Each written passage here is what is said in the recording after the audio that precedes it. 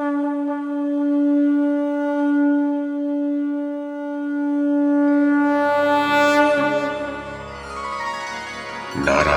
नमस्कृत्य नरं चैव नरोत्तमं देवीं सरस्वतीं व्यासं ततो जयमुदीरयेत्।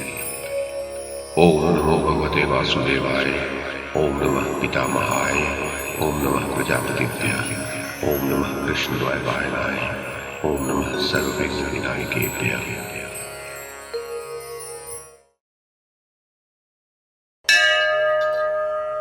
जनमेजय ने पूछा, मुने, कौरव, पांडव और सोमक वीरों तथा नाना देश से आए हुए अन्य महामना नरेशों ने वहां किस प्रकार युद्ध किया? वैशंपायन जी ने कहा, पृथ्वीपते, वीर कौरव, पांडव और सोमकों ने तपोभूमि कुरुक्षेत्र में जिस प्रकार युद्ध किया था उसे बताता हूं, सुनो। सोमकों सहित पांडव तथा कौरव दोनों महाबली थे। वे एक दूसरे को जीतने की आशा से कुरुक्षेत्र में उतरकर आमने सामने डटे हुए थे। वे सब के सब वेदाध्ययन से संपन्न और युद्ध का अभिनंदन करने वाले थे और संग्राम में विजय की आशा रखकर रणभूमि में बलपूर्वक एक दूसरे के सम्मुख खड़े थे। पांडवों के योद्धा लोग अपने अपने सैनिकों सहित धृतराष्ट्र पुत्र की दुर्धर्ष सेना के सम्मुख जाकर पश्चिम भाग में पूर्वाभिमुख होकर ठहर गए थे। कुंती नंदन युधिष्ठिर ने समंत पंचक क्षेत्र से बाहर यथा योग्य सहस्त्रों शिविर बनवाए थे। समस्त पृथ्वी के सभी प्रदेश नवयुवकों से सूने हो रहे थे। उनमें मात्र बालक और वृद्ध ही शेष रह गए थे। सारी वसुधा अश्वों, गजों, रथों और तरुण पुरुषों से हीन सी हो रही थी। नृपश्रेष्ठ, सूर्यदेव जम्बू द्वीप के जितने भूमंडल को अपनी किरणों से तपाते हैं, उतनी दूर की सेनाएं वहां युद्ध के लिए आ गई थीं। वहां सभी वर्ण के लोग एक ही स्थान पर एकत्र थे। युद्ध भूमि का घेरा कई योजन लंबा था। उन सब लोगों ने वहां के अनेक प्रदेशों, नदियों, पर्वतों और वनों को सब ओर से घेर लिया था।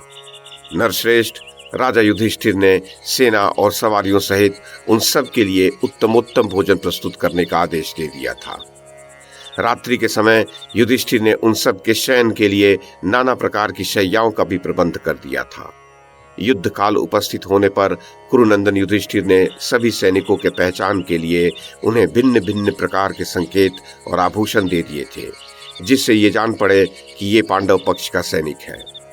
कुंती पुत्र अर्जुन के ध्वज का अग्रभाग देखकर महामना दुर्योधन ने समस्त भूपालों के साथ पांडव सेना के विरुद्ध अपनी सेना की व्यूह रचना की। उसके मस्तक पर श्वेत छत्र तना हुआ था। वो 1,000 गजों के बीच में अपने भाइयों से घिरा हुआ शोभा पाता था। दुर्योधन को देखकर युद्ध का अभिनंदन करने वाले पांचाल सैनिक बहुत प्रसन्न हुए और प्रसन्नतापूर्वक बड़े बड़े शंखों तथा मधुर ध्वनि करने वाली भेरियों को बजाने लगे। तदनंतर अपनी सेना को हर्ष और उल्लास से भरी हुई देख समस्त पांडवों के मन में बड़ा हर्ष हुआ तथा पराक्रमी वसुदेव नंदन भगवान श्री कृष्ण भी संतुष्ट हुए। उस समय एक ही रथ पर बैठे हुए पुरुष सिंह श्री कृष्ण और अर्जुन आनंद मग्न होकर अपने दिव्य शंखों को बजाने लगे। पांचजन्य और देवदत्त दोनों शंखों की ध्वनि सुनकर शत्रु पक्ष के बहुत से सैनिक भय के मारे मलमूत्र करने लगे।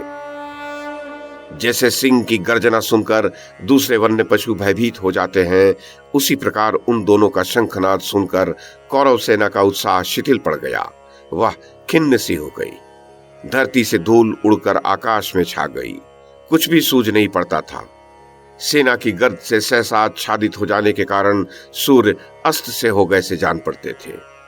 उस समय वहां मेघ सब दिशाओं में समस्त सैनिकों पर मांस और रक्त की वर्षा करने लगे।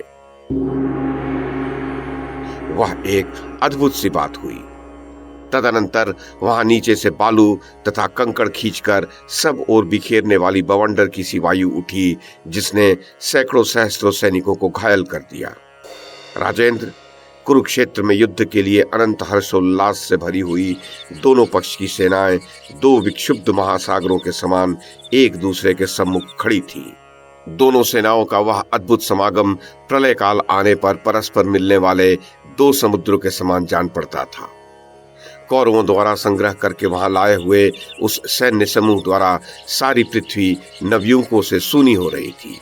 सर्वत्र मात्र बालक और वृद्ध ही शेष रह गए थे। सारी वसुधा अश्वों, गजों, रथों और तरुण पुरुषों से हीन सी हो गई थी।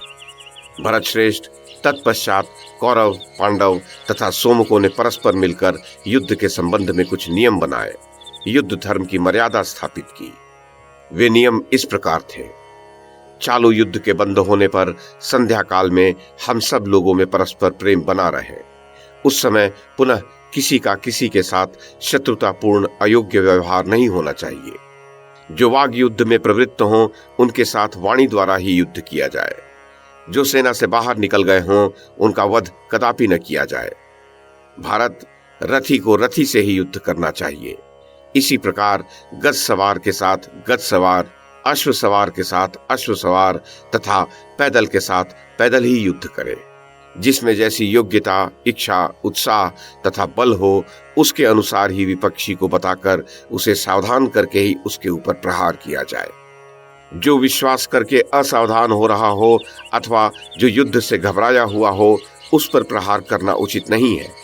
जो एक के साथ युद्ध में लगा हो, शरण में आया हो, पीठ दिखाकर भागा हो और जिसके अस्त्र शस्त्र और कवच कट गए हों, ऐसे मनुष्य को कदापि न मारा जाए।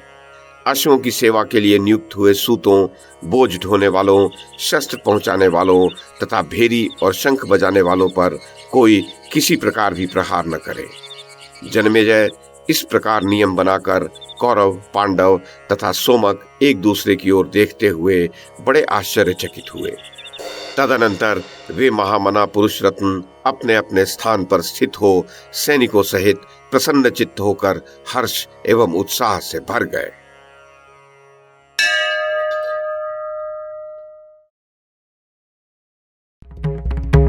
YouTube के माध्यम से महाभारत की कथा को एक श्रृंखला के रूप में प्रस्तुत करने का हमारा ये प्रयास यदि आपको सराहनीय लगा हो तो कृपया इस कड़ी को लाइक और शेयर करें, चैनल को सब्सक्राइब करें और बेल आइकन को दबाएं। साथ में अन्य लोगों को भी देखने के लिए प्रेरित करें।